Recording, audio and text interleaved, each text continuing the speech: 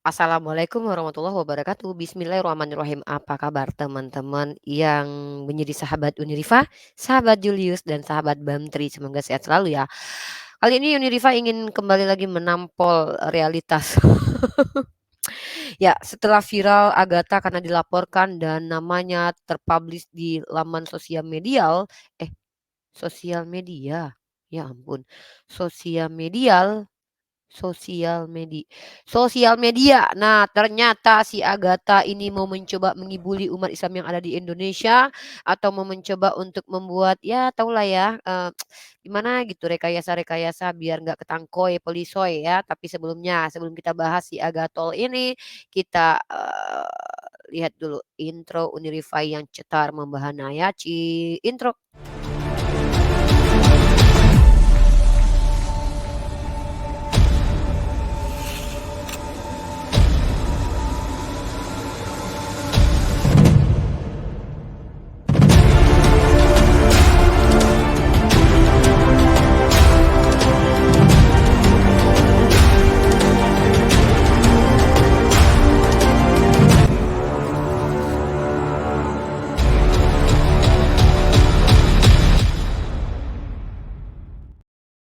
Seperti yang teman-teman ketahui semua, yang namanya Agatha Opelermo atau nama aslinya Afrida Magdalena yang mengaku seorang murtadin yang menghujat agama Islam kemudian, nah dia ternyata adalah terindikasi bukan murtadin, sama seperti seniornya Taipudin Ibrahim, kemudian Suntini, rata-rata yang menghujat agama Islam ini adalah orang-orang yang mengaku murtadin. Entah apa motifnya, entah memang ini sudah dipersiapkan oleh jejaringan mereka atau sindikat mereka, yaitu sindikat penghujat yang memang sengaja untuk membuat umat Islam sakit hati lalu melakukan reaksi-reaksi dan pada akhirnya bisa jadi ini untuk propaganda ya atau membuat framingan terhadap umat Islam sendiri agar umat Islam yang sakit hatinya karena nabinya dihujat itu kemudian bertindak dan akhirnya apa difoto bahwa umat Islam itu adalah umat yang radikal.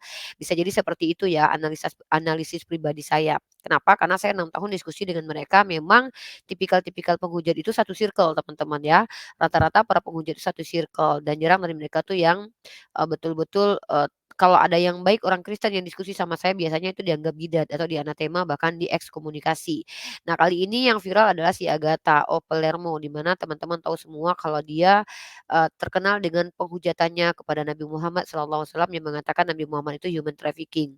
Dan setelah lama tidak muncul sekitar hampir 2 apa 3 hari itu dia tidak live dan akhirnya saya mendapatkan informasi, terbaru bahwa konon kabarnya dia kabur ke Rusia, konon kabarnya. Tapi ini tidak bisa kita validasi dulu ya, karena yang namanya ular beludak itu akan menemukan segala cara untuk berdusta, teman-teman ya. Ini yang saya bilang, apakah mereka ini diajarkan berdusta ya? Saya tidak tahu ya, apakah berdusta itu adalah boleh? Memuliakan agama Tuhan itu boleh nggak dengan dusta? Nanti kita jadi ini ya, jadi apa namanya, jadi membawa ayat, nanti biarkan mereka yang menjawab. Karena Paulus pernah berkata, oleh karena jika karena dustaku kemuliaan Allah semakin melimpah, kenapa aku harus dihakimi? Ini menjadi pertanyaan si ayat ini maksudnya apa? Tapi kembali lagi mereka yang tahu. Tapi masalahnya adalah ketika si Agatha mengatakan dia ada di Rusia, oh ya kalian belum lihat videonya ya guys? Ya udah, ini videonya dia dengan Ilya Miron, satu circle loh mereka nih. Emang Ilya ini juga penghujat, pernah mengatakan Nabi Muhammad nabi palsu. Ya, sebenarnya mereka itu hanya sosok menampakkan kebaikan, tapi pada dasarnya mereka adalah pembenci. Beda dengan kita yang diskusi itu betul-betul berhadapan dengan umat Kristiani heart to heart. Kalau mereka buka komal, lalu menghujat agama Islam, tapi ya sosok mengatakan mereka adalah ajaran kasih. Mari kita lihat video dari si Agatal.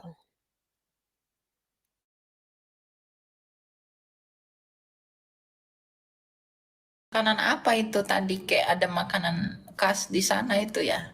Apa sih tadi itu? Yang kemakan? Kalau di sini tuh makanan tuh western udah nyampur sih semuanya. Ya biar kalian tahu ya, saya sulit menemukan sayur asam di sini. Enak kali lah kau ya. Berusaha mau mengirimkan sayur asam kepadaku ya. Boleh ya nanti DM ya sama Elia Miram ya. Nanti saya kasih tahu alamat saya di Rusia ya. Oh, ya.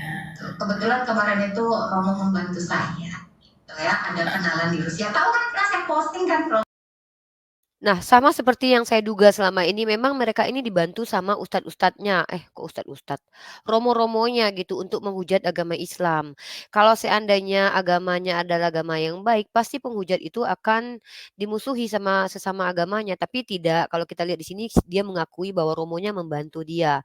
Artinya memang seperti yang saya duga di awal, bahwa jangan-jangan dia ini memang diutus oleh gerejanya untuk menghujat gitu ya, dengan mengatakan Nabi Muhammad seperti ini, seperti itu. Nah, sayang sekali kalau memang dia mewakili gereja dia, karena ternyata dia membuktikan bahwa gerejanya itu jauh sekali dari ajaran kasih. Kan kalian tahu sendiri selama ini mereka selalu mengatakan umat Islam itu suka mengkopir kopor kopor kopar kopar kopir kopar kopir, tahu-tahu ketika ada penghujat seperti ini malah dibantu sama romonya sendiri, naudzubillahi min dzalik ya. Saya seandainya terbukti bersalah, teman-teman percayalah yang akan marah kepada saya adalah ulama-ulama saya. Tidak mungkin mereka akan membantu saya kalau saya terbukti. Tetapi faktanya apakah betul saya menghujat atau tidak, ya itu harus dibuktikan dulu teman-teman. Karena kalau kita mengatakan diskusi, kita menggunakan apa itu, ya sistematika dalam ranah dialektika. Nah, kalau Agatha ini kan terang-terangan nih mengatakan Nabi Muhammad human trafficking, menuduh sesuatu yang tidak dilakukan oleh Nabi Muhammad SAW, tidak menggunakan data. Nah, sementara kalau saya bicara itu menggunakan sudut pandang orang Kristen sendiri atau juga menggunakan data-data yang dipercayai oleh umat Kristen sendiri dalam ranah dialektika. Nah, di sini kita bisa menilai bahwa Agatha mencerminkan bahwa gerejanya mensupport tempat dia romo dia tuh mensupport penghujatan yang dilakukan kepada Islam, dan setelah dia membuat rusuh di Indonesia akhirnya dia kabur ke Rusia. Sama seperti petinggi-petingginya, senior-seniornya yang rata-rata kabur setelah menghujat. By the way mata aku tuh gatal-gatal teman-teman tuh sebelah sebelah bengkaknya doang, yang sebelahnya kan enggak tuh. Gatal-gatal ya, karena aku tuh alergi debu teman-teman.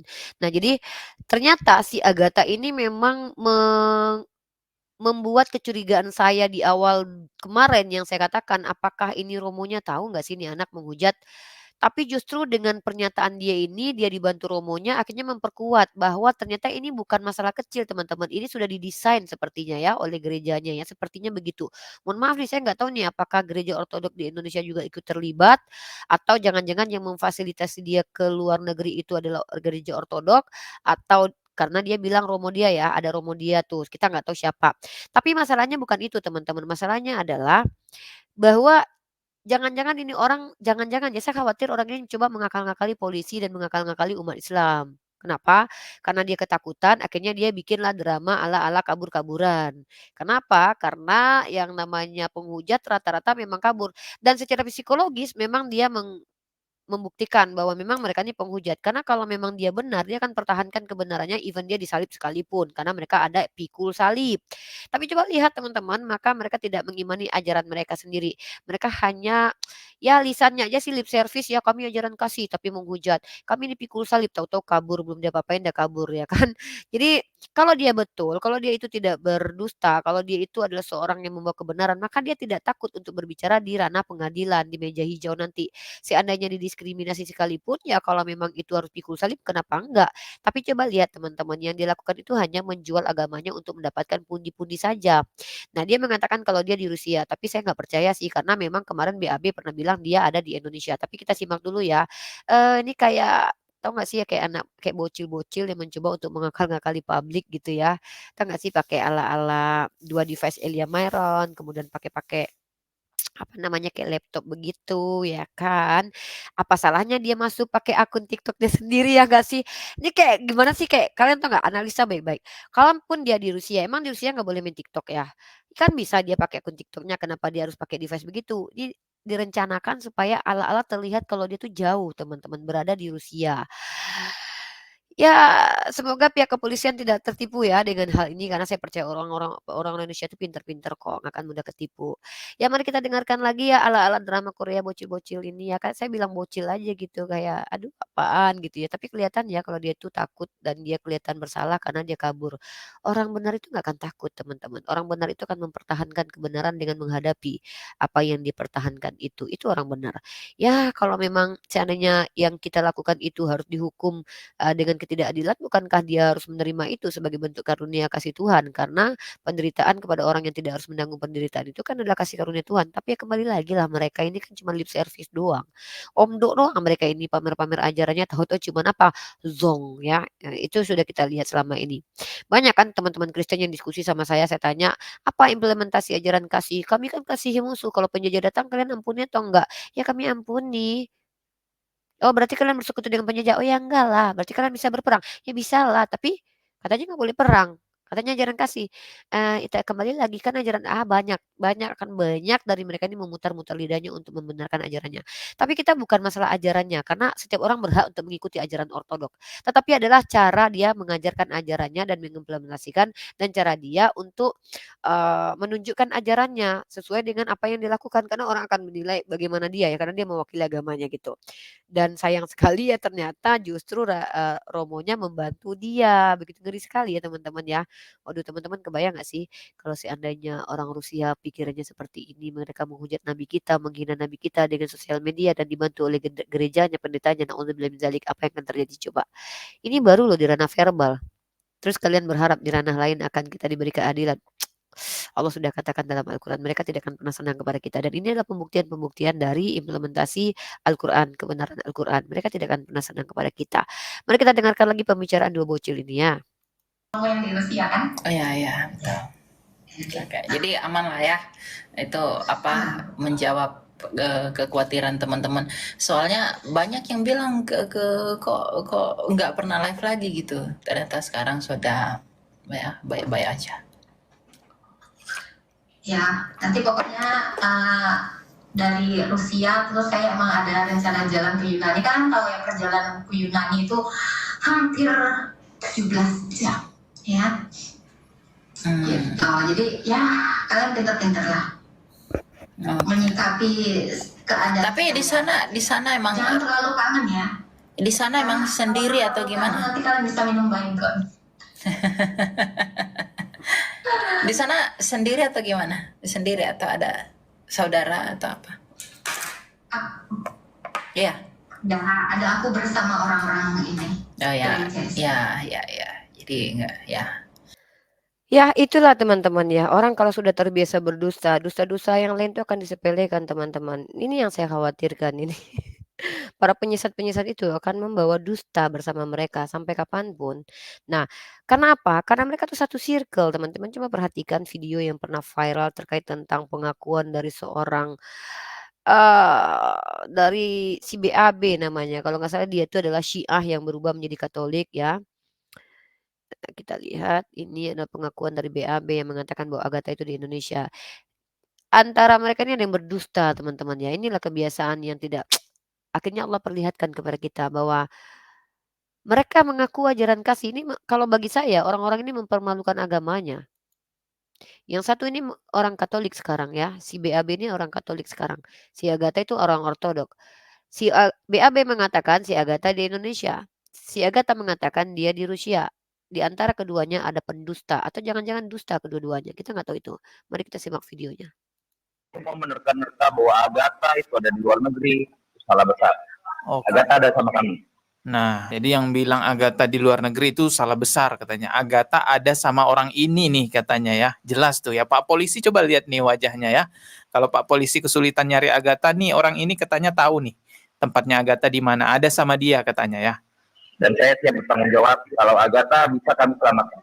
Nah, bahkan orang ini menyatakan bahwa siap bertanggung jawab bahwa Agatha akan diselamatkan sama dia. Wah, siapa nih orang ya? Kayak kuat banget powernya ya, power hukumnya. Kalau dia ada konsekuensi. Apa tidak justru bahaya ketika Anda merasa melindungi Ibu Agatha, tapi Anda membuka wajah open cam gitu? Ya itu Dari sama-sama saya. Dari awal saya main TikTok saya open cam. Nah, teman-teman tahu nggak si Fatimah Sedekah bilang apa? Teman-teman, gini ya, mari kita belajar psikologis ya. Kalau kebenaran yang kita sampaikan itu, kita tidak perlu untuk menipu orang lain dengan pura-pura menggunakan nama palsu seperti Fatimah Sedekah, menutup muka, tidak memberikan identitas asli.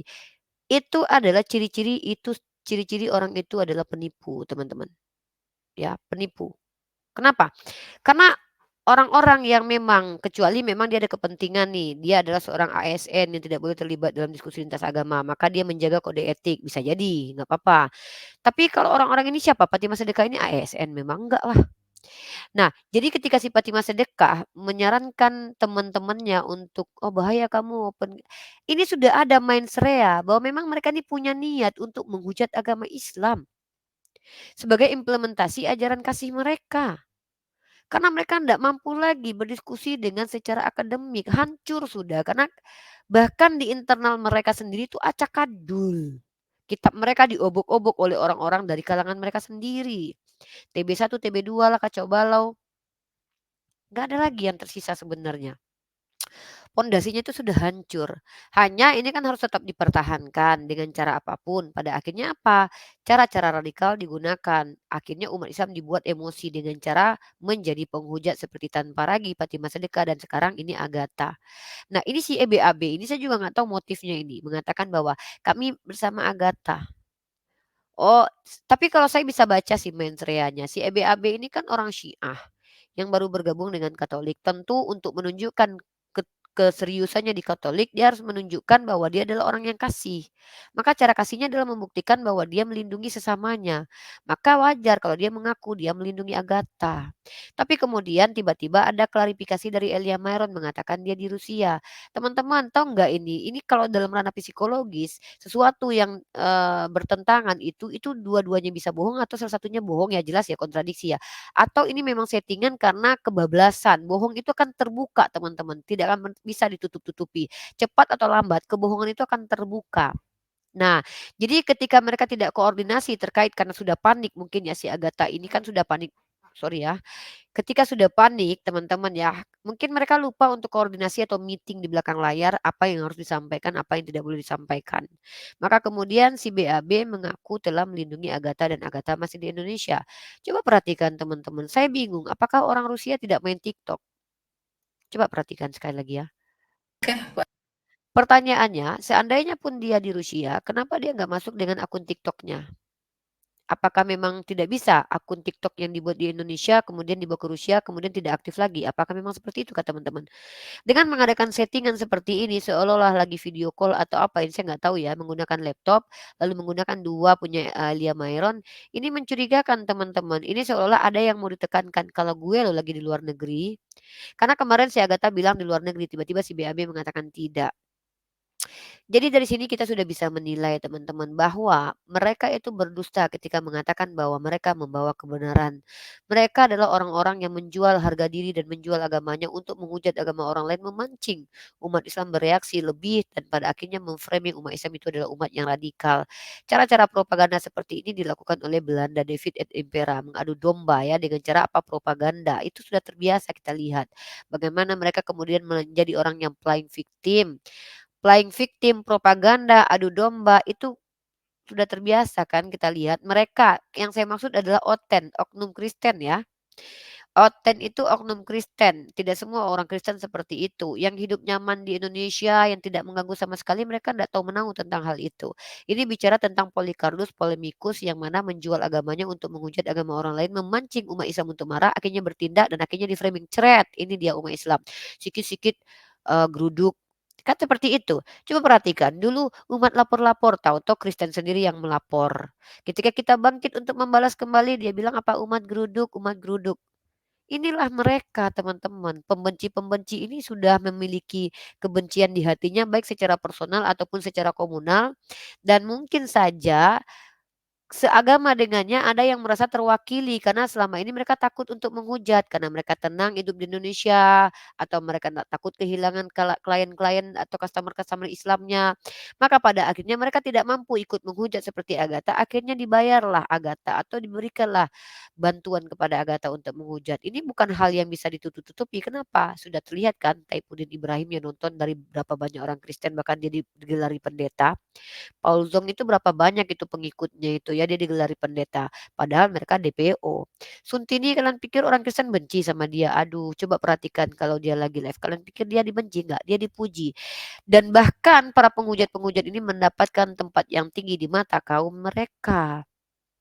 Kalian pikir pendeta-pendeta soleh, pendeta-pendeta baik itu dapat tempat di hati mereka? Tidak, justru mereka dianatema atau diekskomunikasi. Contoh seperti Edo. Edo Justin itu kan berusaha untuk tidak menghujat walaupun terakhir hampir menghujat ya. Tapi kenyataannya apa?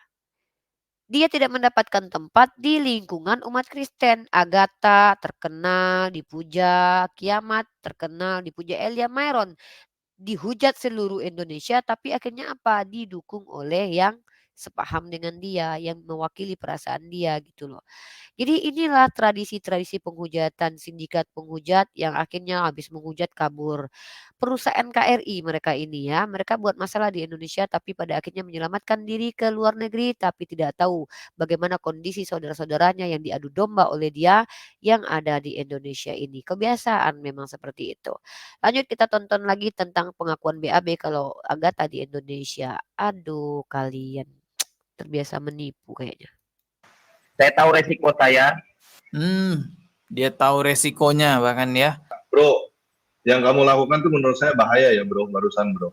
Kamu juga bisa diincar bro, soalnya kamu kalau misalnya begini bisa kena delik juga, kamu menyembunyikan orang yang dicari. Nah, Assalamualaikum warahmatullahi wabarakatuh. Kasus Agatha ini tidak ditindaklanjuti, laporan-laporan yang masuk atau memang sedang diupayakan, ada kendala tertentu. Entahlah ya, yang jelas kita kedepankan prasangka baik aja kepada pihak penegak hukum, menjalankan tugasnya sebagaimana mestinya. Sempat muncul isu bahwa Agatha ini lari ke luar negeri, tapi secara tiba-tiba muncul juga seorang laki-laki yang petantang-petenteng di sebuah live streaming, ya sok berani lah ya di live streaming dengan mengatakan bahwa Agatha bersama kami, Agatha ada di Indonesia, seolah-olah laki-laki inilah pelindung Agatha. Entah siapa dia, kayaknya dia berani banget nih orangnya. Coba kita simak dulu nih videonya ya. Oke, kita kasih kesempatan buat bukan agama biasa. Halo, bukan agama biasa, silakan. Shalom. Punya kawan-kawan. Ya. Saya Oke, dia menamakan akunnya bukan agama biasa gitu ya. termasuk baru ya di Kekristenan, mungkin belum ada yang kenal. Perkenalkan, nama saya bukan agama biasa. Saya dari Katolik.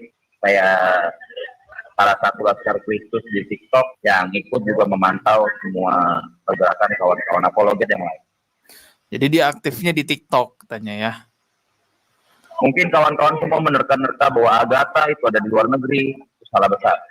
Agatha ada sama kami. Nah, jadi yang bilang Agatha di luar negeri itu salah besar katanya. Agatha ada sama orang ini nih katanya ya. Jelas tuh ya. Pak polisi coba lihat nih wajahnya ya. Kalau Pak polisi kesulitan nyari Agatha nih, orang ini katanya tahu nih tempatnya Agatha di mana. Ada sama dia katanya ya. Dan saya siap bertanggung jawab kalau Agatha bisa kami selamatkan. Nah, bahkan orang ini menyatakan bahwa siap bertanggung jawab bahwa Agatha akan diselamatkan sama dia. Wah, siapa nih orang ya? Kayak kuat banget powernya ya, power hukumnya. Kalau dia ada konsekuensi. Agatha dilaporkan berdasarkan apa yang dia ucapkan di YouTube dan itu ada barang buktinya. Bukan berdasarkan apa yang tidak dia katakan. Ini yang harus kawan-kawan juga pahami. Bahwa memahami agama Islam itu tidak semudah yang kawan-kawan pahami selama ini. Hadis, butuh nausor, ada 15 ilmu Islam yang mungkin kawan-kawan murtadin yang lain juga nggak paham. Ini bukan saya merendahkan kawan-kawan murtadin yang lain. Bahkan saya pernah buat tantangan buat seluruh kawan-kawan murtadin yang dulunya Islam diskusi sama saya masalah ilmu keislaman. Satu aja ilmu keislaman yang kawan-kawan kuasai saya iya. Saya murtadin juga.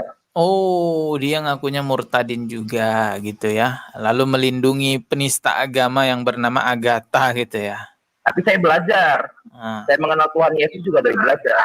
Bukannya hanya sekedar modal mimpi atau modal apapun. Kami dari Astaga sering diserang sama Agatha. Sering diserang sama kawan-kawan Agatha. Tidak dengan yang lain-lain. Bahkan kami dibilangin penyusup. Tapi kami berhasil memberikan kepercayaan bahwa kami akan melindungi. Kami akan membela. Semua jadi ini dia yang akan melindungi Agatha katanya ya. Kawan Kristen kami omongin 1 bulan atau 1 minggu sebelumnya. Bahkan anak Batak juga kita omongin. Agatha, semua kawan-kawan apologet saya ingatkan, hati-hati dalam bernarasi. Kenapa? Karena pihak sebelah sedang mau mencari super pala. Super pala itu apa? Dia laporannya dia cabut, laporan kita juga minta dicabut. Gitu. Yang ngasih data-data kekristenan itu orang Kristen sendiri. Saya pernah membuka itu di live TikTok. Siapakah orang ini ya? Bahkan dia ngaku tahu data-data yang orang lain nggak ketahui katanya. Seolah-olah segala sesuatu ada di dia kuncinya gitu loh. Saya sama Umi Fadila. Umi Fadila itu siapa ya? Katanya saya sama Umi Ya. Fadila. Kami yang berusaha untuk melindungi kawan-kawan yang bermasalah ya. Kita pengen tahu jelasnya masalah hukumnya bagaimana. Gitu. Jadi jangan lagi salah sangka Agatha ada di luar negeri enggak, Oh. di Maldives atau dimanapun enggak. Agatha ada di Indonesia. Oh, oke. Ya, jelas nih ya perkataannya. Agatha nggak ada di luar negeri, Agatha ada di Indonesia. Sama dia nih, sama orang ini nih. Pak polisi kalau kesulitan nyari Agatha nih, coba lihat wajahnya orang ini. Ya kayaknya Pak polisi gampang deh nyari ini orang ya. Apa jahat ada di sini sama kami. Bukan cuma Agatha ya, banyak juga nih yang lainnya katanya ada sama Jadi dia. kami punya perjanjian tersendiri dengan Agatha, dengan Papa Jahat. Ada syarat-syarat yang harus dia tepati gitu. Ada perjanjian. Maka kita akan bantu. Kalau dia tidak menepati perjanjiannya, kita juga akan lepas tangan. Di Al-Staza kami tidak pernah beribut masalah denom. Kami tidak pernah mempermasalahkan denom apapun. Selagi dia anak Tuhan Yesus, saya bela. Ini kebenaran. Bagi saya kebenaran harus disampaikan. Sementara itu dulu yang bisa saya sampaikan kepada kawan-kawan, kepada bapak-bapak, ibu-ibu, senior. Saya minta maaf kalau ada salah-salah kata. Terima kasih. Oke, udah pamit Oke, dia. kita Tapi, nggak Pak, jelas ya. bukan agama biasa, apa tidak justru bahaya ketika Anda merasa melindungi Ibu Agatha, tapi Anda membuka wajah open cam gitu? Ya itu Dari pertanyaan yang sama saya. Di awal saya main TikTok, saya open cam. Saya tahu resiko saya. Dia tahu resikonya bahkan ya. Ya, seolah-olah kayak nantangin ya. Ada yang ngasih tahu nih sesama temannya sendiri, sesama di agama mereka sendiri. Apa nggak bahaya ngaku-ngaku melindungi yang dicari-cari? Tapi dia bilang, oh saya tahu resikonya gitu loh. Saya tahu Karena resiko yang saya akan tahu saya. posisi Umi Fadila di mana, ya kan? Takutnya nanti ada orang yang melihat kan nanti kasihan. Oh iya, lupa. Ini Umi Fadila tapi saya lupa malah mau ngeliatin. Nah itu Ya, sepertinya nggak bahayanya perlu di situ. ya. Ini kayaknya bukan agama biasa juga masih nggak tahu bahaya nih. Iya. Oke.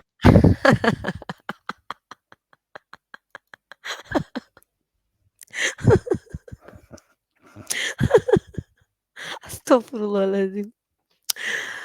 Aduh, gimana ya teman-teman ya, la ilaha illallah.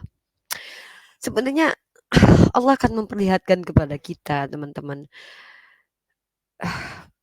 Ada orang yang tidak sadar dengan kebodohannya, ada orang yang sadar dengan kebodohannya lalu berubah, kemudian ada orang yang bangga dengan kebodohannya, ada orang ya.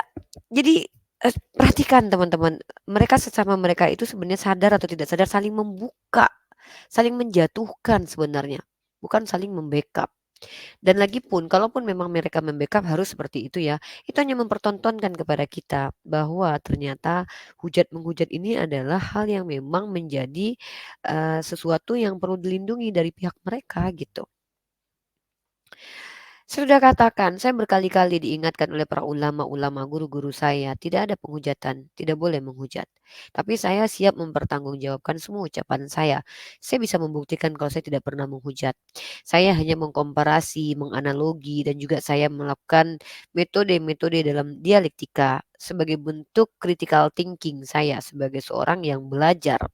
Nah, kemudian kalau kita lihat dari sisi mereka sendiri adalah mereka orang yang coba untuk memanipulasi tempat ataupun situasi dan kondisi yang mereka coba untuk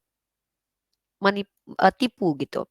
Ya, coba saya lihat satu video lagi teman-teman ya terkait tentang ini ya. Ambil dari satu YouTube lagi yang bisa kita tonton terkait tentang si Agatha ini. Dari Egi Agi. Ini dia. Kita tidak tahu apa maksud dan tujuannya, tetapi hemat kami orang ini sudah panik alhamdulillah. Karena laporan sudah masuk di mana-mana, laporan sudah masuk ke pihak kepolisian, kemudian orang ini mengaku dirinya di luar negeri. Agar apa? Agar lepas dari kejaran polisi, kafilah. Itu hemat kami. Baik, sahabat ngaji, kita akan langsung saja lihat bagaimana pesan yang disampaikan oleh orang ini. Katanya, penghujat Islam ini ada di luar negeri, kafilah. Silakan. Bantu Agatha biar keluar negeri, orang gue dari dulu di luar negeri, gimana sih ceritanya? Bilangin kok, kagak ada. Pokoknya gue aman damai sentosa. Masalahnya lu bilang di luar negeri, kucing lu Indonesia banget. Emang Oke, itu adalah video yang bisa saya ambil beberapa waktu lalu. Dia terakhir live itu sendiri ya, dan dia bilang udah lama gue di luar negeri. Tetapi ternyata di video ini dia mengatakan dia baru. Ya teman-teman ya, kas di sana itu ya. Apa sih tadi itu? Nah, jadi dia berkali-kali menegaskan bahwa dia ada di luar negeri. Intinya dia ada di luar negeri. Saya sudah duga dari awal, ini kan sama seperti Taipudin, Paul Zong, Suntini, penghujat-penghujat agama Islam lainnya yang setelah menghujat akhirnya kabur. Sama saja teman-teman. Ini yang terjadi. Karena pada akhirnya apa? Ketika mereka tidak mampu mencari fitnah keji terhadap Nabi kita, lalu mereka ada-adakan dan mereka tahu itu adalah hujatan dan fitnah, mereka akan kabur dan bahkan bisa jadi mereka disupport dan didukung oleh gereja mereka. Yang saya khawatirkan ini, kalau cuma 1-2 orang berbuat salah teman-teman masih nggak apa-apa. Tapi kalau satu gereja kita ingat inkuisisi, perang salib, itu otoritasnya siapa? Gereja. Kalau sudah satu gereja memberikan mandat kepada jemaatnya. Nauzubillah min dzalik. Saya berharap semoga pihak gereja ortodok tidak terlibat dalam hal ini ya. Harapan saya. Sehingga kita tidak perlu mewaspadai gereja-gereja yang ada di Indonesia. Karena ketika penghujat agama Islam dilindungi oleh gereja mereka, bisa jadi ada desain atau ada rencana menyebarkan atau mengutus penghujat, membuat emosi umat Islam, pada akhirnya kita marah dan akhirnya apa? Jepret, kita di framing agama radikal. Nauzubillah min dzalik. Ini analisis pribadi, karena toh kalian tahu kan bagaimana kondisi umat Islam di mata orang-orang non-Islam akan selalu digambarkan sebagai agama yang Islam yang radikal, teroris-terorisan. Begitulah cara-cara mereka kaum kufar. Tapi ketika kita bukakan sejarah mana agama yang paling banyak membunuh di dunia dan bagaimana kondisi-kondisi pemeluk agama di seluruh dunia, mana yang paling banyak kejahatannya, mereka kan tutup mata. Oh, itu oknum. Ya, jadi kalau seandainya pihak gereja ortodok sendiri yang melindungi Agatha, romonya yang melindungi, ini sangat disayangkan. Nauzubillah min dzalik, sangat disayangkan.